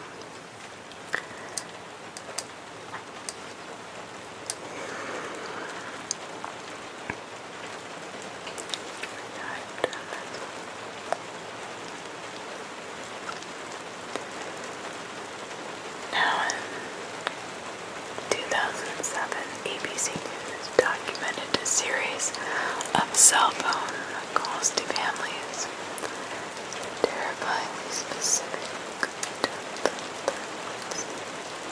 The unidentified callers knew exactly what families were doing, what they were wearing. The families say the calls came in all hours of the night, threatening to kill their children, pets, and grandparents. Voicemails arrived, playing recordings of their private conversations, including one with a local police detective. The callers know the families and said they're wearing, what they're doing, and after months of investigating, police seem powerless to stop this crazy person. Oh yes, I have discussed this before, but the Coogan dolls and 2 other fire-burst families told ABC they believe the callers were using their cell phones to spy on them. This is disturbing. I've mentioned this story a few times, but it's very disturbing. Now The Watcher. I just finished for the 3rd time The Watcher series on TV. Now based on true events, this movie or this series is all about this one house that everybody seems to be oddly lured to. It's almost as if it's a sickness. $1.3 million dream home. A New Jersey family started receiving death threats from someone who identified themselves as the Watcher. Since moving in, the owners said they have received numerous letters from the mysterious person that claims to be watching them constantly. They know the name of their children, what they're doing during the day, what they're wearing, where they're going. I mean, it's really unnerving. The Watcher claimed the home has been the subject of my family for decades, and I have been put in charge of watching and waiting for its second. Whatever the hell that means. The new owners have several children and other letters ask if they found out what's in the walls. And in the movie or in the series, they did mention the walls, but never found anything. I'm pleased to know your names now and the names of the young blood you have brought to me. Unfortunately, the family was forced to flee from their home and later filed a suit against the previous owners that clearly knew of the letters.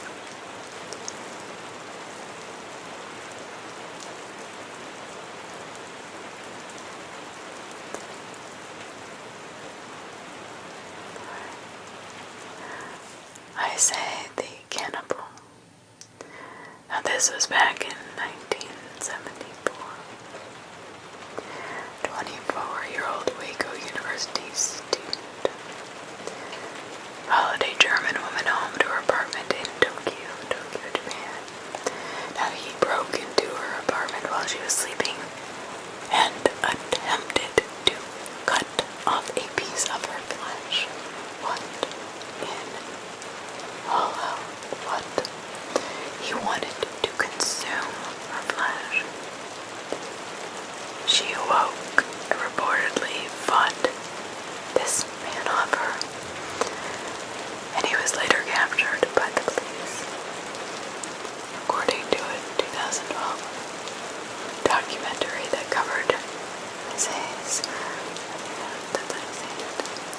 horror story. He was mistakenly charged with attempted rape and his wealthy father paid the victim a settlement outside court to have the charges dropped. Well, does that really help anybody? Is that going to really rehabilitate this? Yeah. 7 years later, in 1981, he allegedly committed a murder in France, shooting and eating a fellow university student, Renee Hartfeld. Alright, this is a super creepy documentary with photographs, and he was captured by authorities, once again attempting to dump the rest of her body in a lake.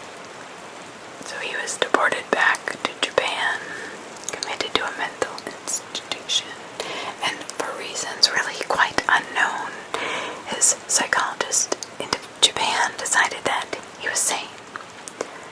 So a legal technicality involving the French government refusing to turn over the documents from his case meant the murder charges were dropped completely.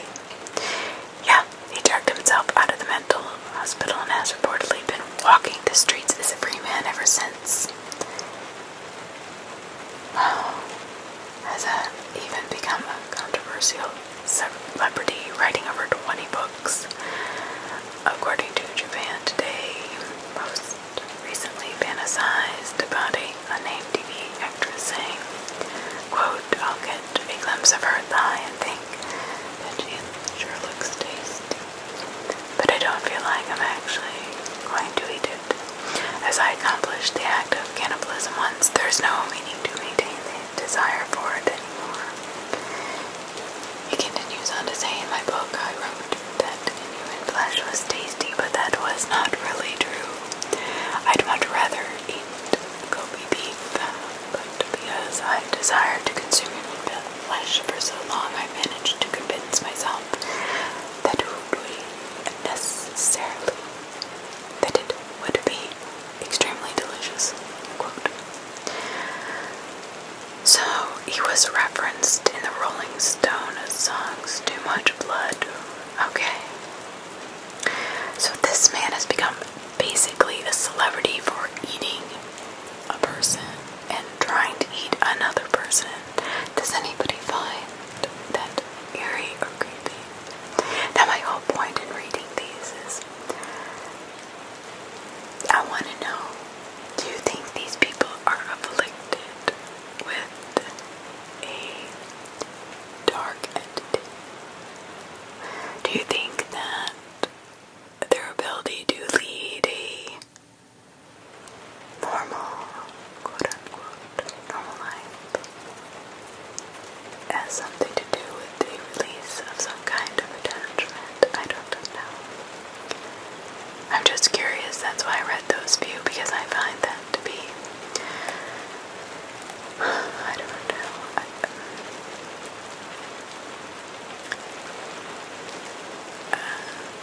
I don't know. Like, I mean, is it possible that people can be haunted? Can they commit murder? You know what I mean?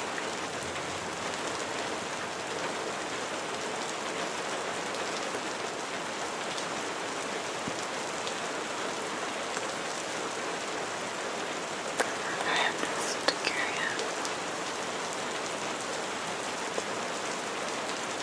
So back to our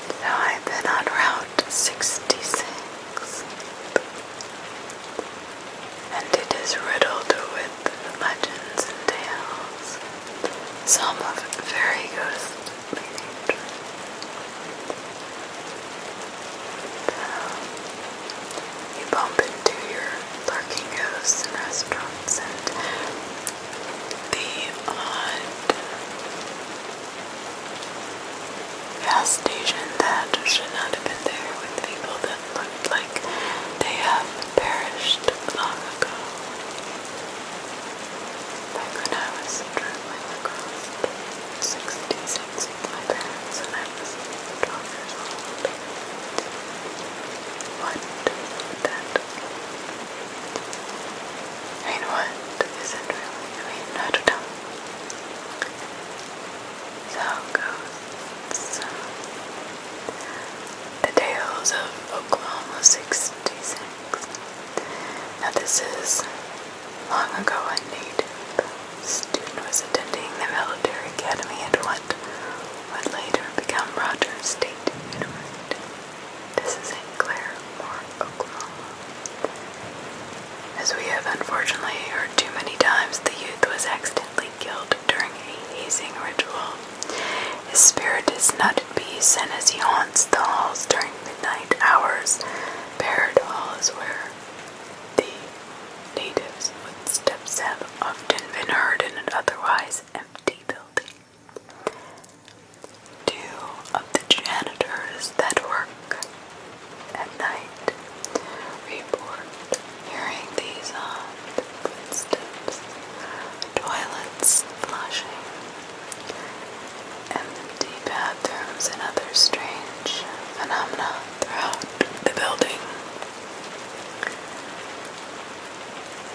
Now if you're traveling along the Mother Road on 66 and you are between Weatherford and Lorena, Oklahoma at night, keep your eyes open because the legend says an elderly, humped-back man on this part of the old Mother Road said to appear in a brown trench coat wearing a bogey style that pulled down over his eyes, and he's been spotted walking along the old highway, especially on a foggy or rainy night.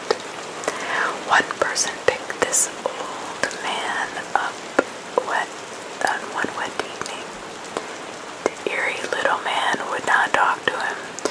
Soon the vagabond tried to jump out of the moving vehicle. Not really a good idea, I would imagine. The driver immediately pulled over to the side of the road, and he let him out. He spotted the man walking away, again several miles ahead of the driver on the down spot on the road. Another person said they thought they had hit the man with their vehicle, but when they stopped to check on him, nobody was there. So, if you are running in the roads in Oklahoma, keep an eye out if you don't believe it yourself.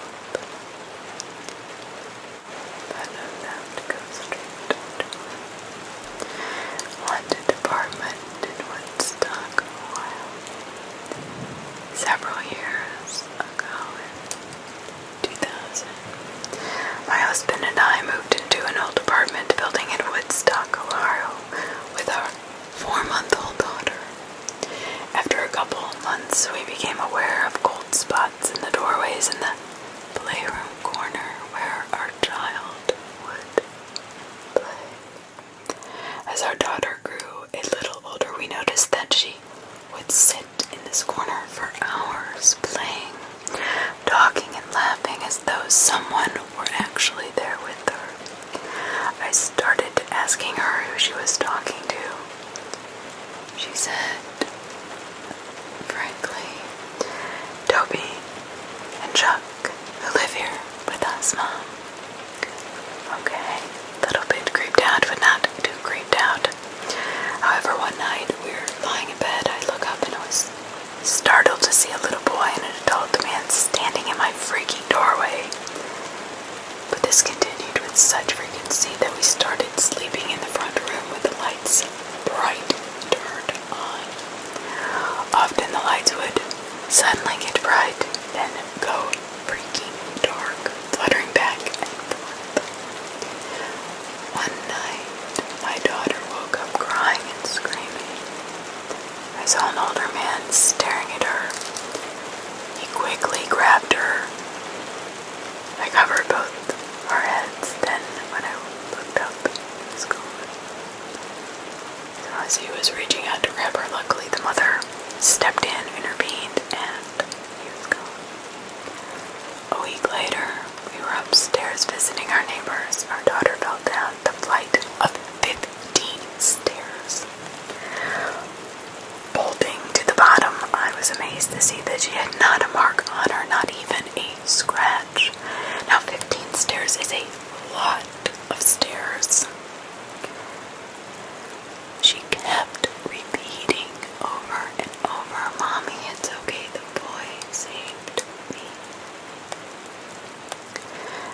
Unfortunately, after this, the cold spots got worse and the lights began to shoot across the room.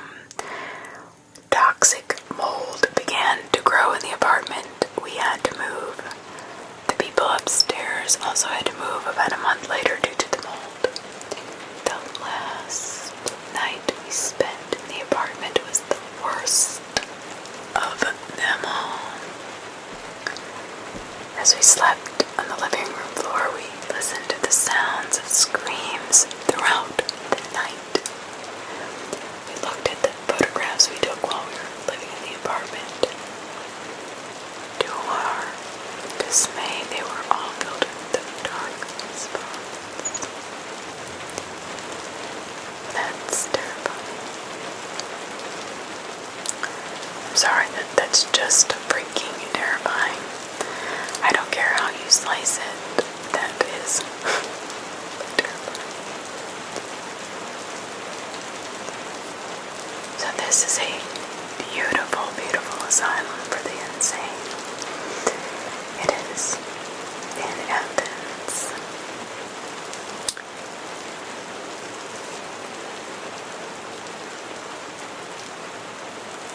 So today, the complex is called the Ridges. It's part of Ohio University, but these historic buildings once housed the Athens Lunatic Asylum. Not only are these buildings steeped in history, but some are said still harbor visitors from the past. Heck yeah. So the historic hospital started in 1867 when the Ohio legislature appointed a commission to find a site for an asylum in southeast Ohio. A suitable site was found in Athens. Okay. Buildings and grounds designed were influenced by Dr. Thomas Kirkbride, a 19th century physician who authored a book on mental hospital design. Well, his designs were often recognizable for their bat-wing floor plans and lavish Victorian architecture. That's odd. So the original design had two wings in the administration building, one that would house the males and one the other females. The building was 850 feet long, 60 feet wide, built with beautiful red bricks fired from clay dug on site. So built onto the back were a laundry room and boiler house. 7 cottages were also constructed to house even more patients. So in all, 572 patients were available to stay at the asylum. Almost double of what Kirkbride had recommended. Now this goes to the same thing we were talking about, the Mansfield reformatory, that when you overcrowd anything, you're going to have problems. So, there was an entrance, offices, reception room, blah blah blah, first floor. But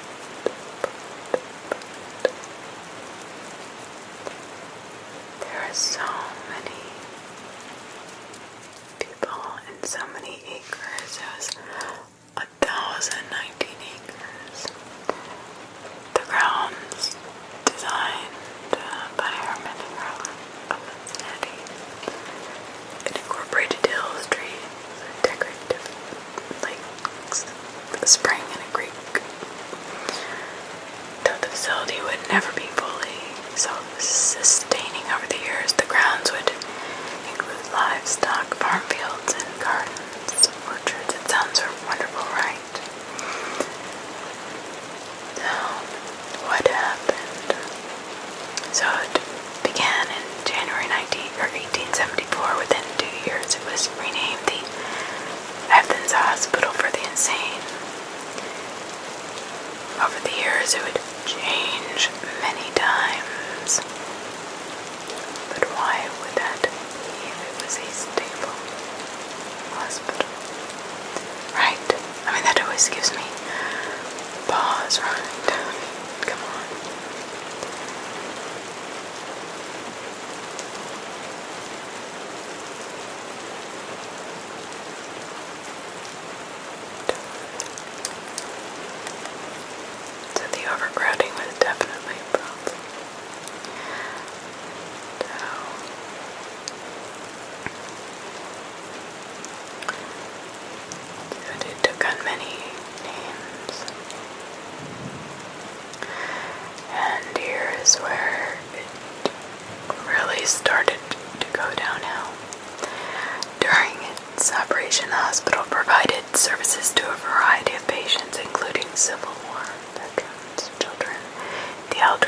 homeless, rebellious teenagers being taught a lesson by their parents, and violent criminals suffering from various mental and physical disabilities.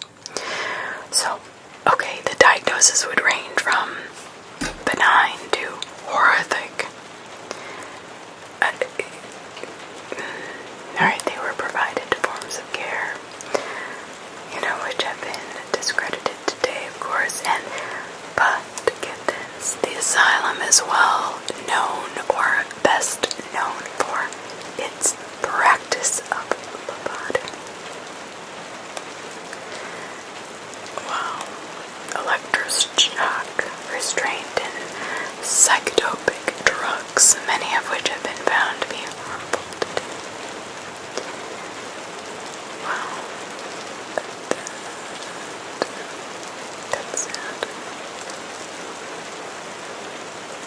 According to a 1876 report, the leading cause of insanity among male patients was masturbation.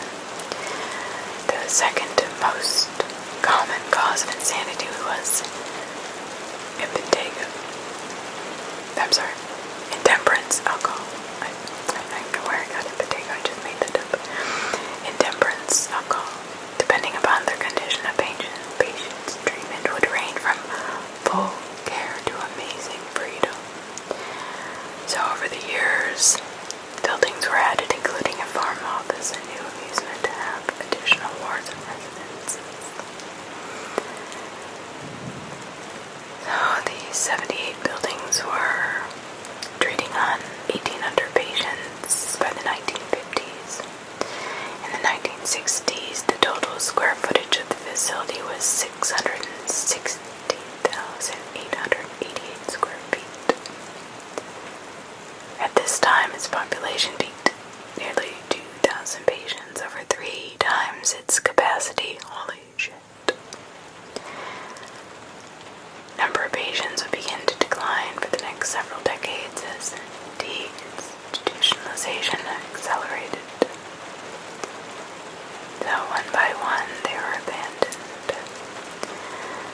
Comprised of 3 graveyards, burials began soon after the institution's opening, as there were deceased patients who were unclaimed by their families and then sent. Until 1943, the burials ended only by stone numbers with the names of the dead only in recorded ledgers. Only one register exists today, which contains only 1,700 of the 2,000 burials. The last patients in 1972 were buried in the asylum cemetery.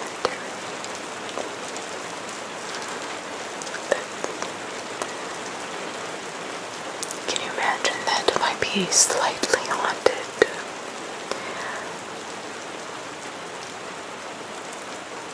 So then patients start to disappear. Margaret Schelling disappeared in December 1st, 1978. It wasn't until January 12, 1979, 42 days later, her body was discovered by a maintenance worker in a locked, long abandoned ward.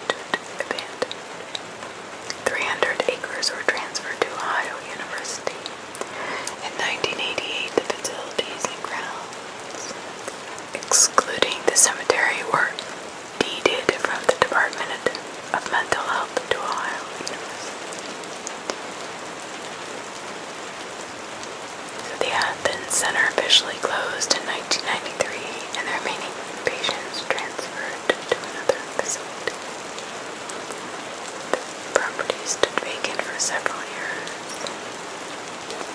It was changed to the ridges. Today it's housed of many things, but it comes to no surprise to me that the buildings of this historic asylum are allegedly haunted. And of course, one of the most famous of them all is poor Margaret Jennings, which I don't think died of natural causes. Her spirit is said to have appeared staring down from the window of the room where her body was found. It has been seen attempting to escape and has been known to wander various parts of the building at night. Some have even said strange figures are standing in the empty wings of the former hospital. Disembodied voices and squeaking gurneys, seeing strange lights and hearing screams echoing through the halls. More frightening, there are rumors of spirits of patients who remain shackled in the basement. These many spirits are thought to be those who died or suffered at the hands of the staff in the asylum, and that's what I think happened. The cemetery is said to be haunted by shadowy people and strange lights. In one area, the graves, linear shape, form a circle, which of course is said to be a witch's meeting point.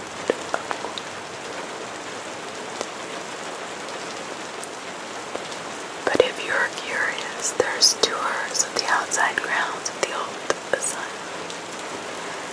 held on each third Sunday of each month. I find that to be an oddly strange day, but I'm just saying.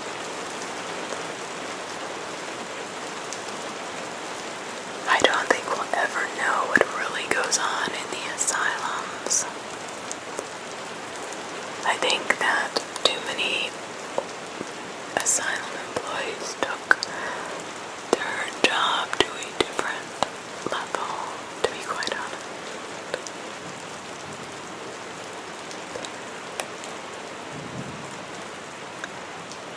But no matter if it's a story,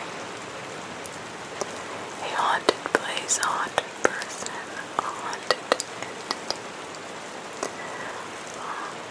a haunted building, it's all in the very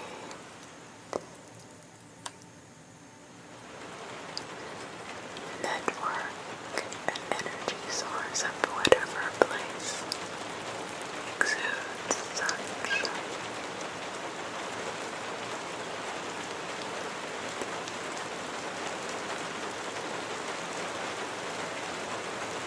apparitions, the best word to put it. I don't know if some of these people need to be moved on, and that's what needs to be done, or they need to just live, or they have a story to tell. I'd be curious to know what you think.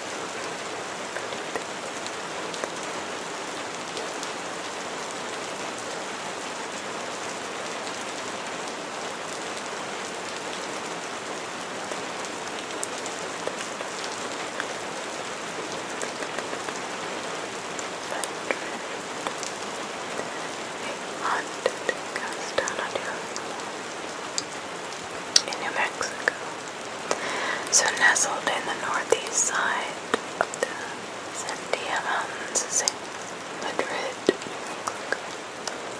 sitting midway across the Turquoise Trail, National Scenic Byway. Madrid is categorized as a ghost town, even though this small village is about 400 residents, and it's bustling during the summer months with shops, restaurants, and galleries catering to the many visitors along the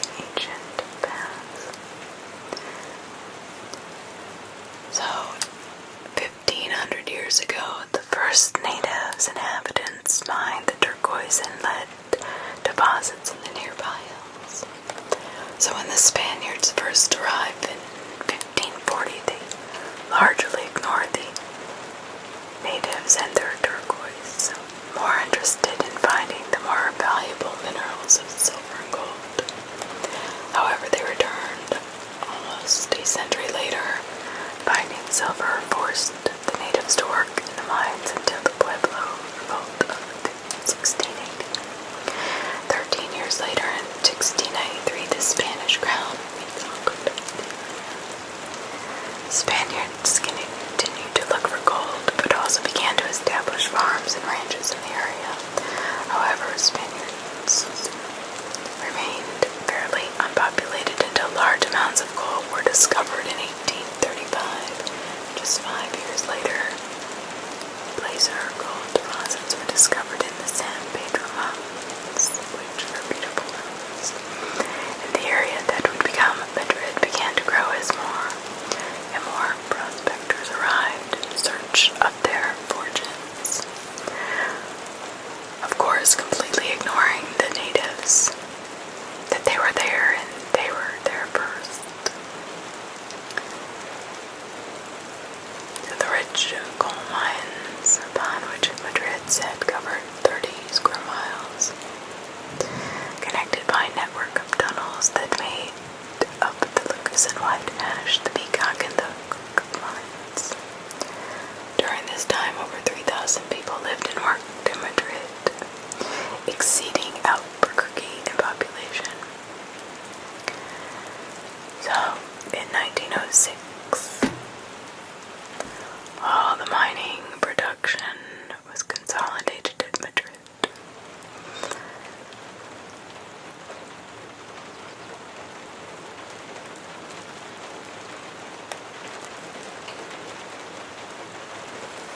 Though many miners worked during this time, of course there were problems. They suffered hazardous working conditions with little sympathy from mine owners and managers who just wanted the money.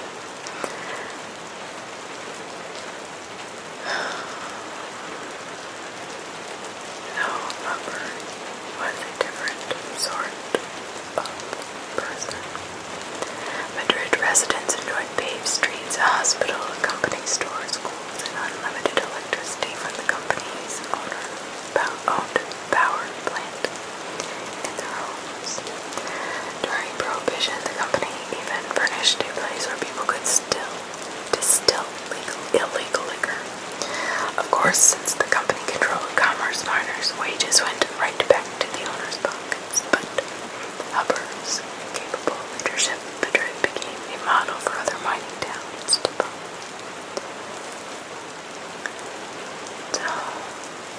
But the boom was not to last. The natural gas would begin to be the more popular fuel for home heating, and the demand for coal began to dwindle. The town, unfortunately, of Madrid collapsed along with the coal market. 1954, Albuquerque Coal Company ceased to operate, and almost all of its residents moved. In fact, the same year, an ad in the Wall Street Journal listed the entire town for sale. Forget this, $250,000. But nobody took it.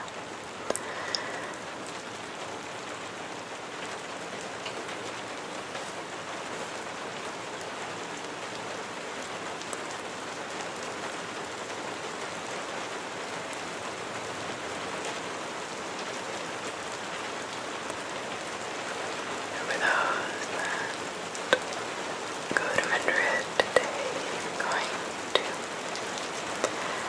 maybe see a silent cowboy who has been seen escorting a Spanish woman dressed in the best down Main Street. Others have allegedly seen and heard all types of ghostly forms in the cemetery. But the most haunted places in Madrid is said to be the Mine Shafts Tavern. Though it burned down on Christmas Day 1944, Madrid's town father, Oscar Hubbard, rebuilt the tavern for the many coal miners of the area. So no changes were made to its historic bar. It is the longest bar in New Mexico. Today, this historic salon continues to serve the many visitors along the turquoise trail. Guests have often seen glasses fall from the perches and crash to the floor in bits and pieces. doors, often seen operating with unseen hands and swinging back and forth. From the 6-inch thick adobe walls, mysterious sounds are often heard, and after closing hours, numerous objects and furnishings are moved about. However, the most unsettling reports are the stories told by the staff of looking in the mirror, and instead of seeing their own reflection, they see a ghost. Believe it or not, it's up to you. But here's my thoughts. There is no good guys in the coal mining industry. Many people died. It was the old west. There is little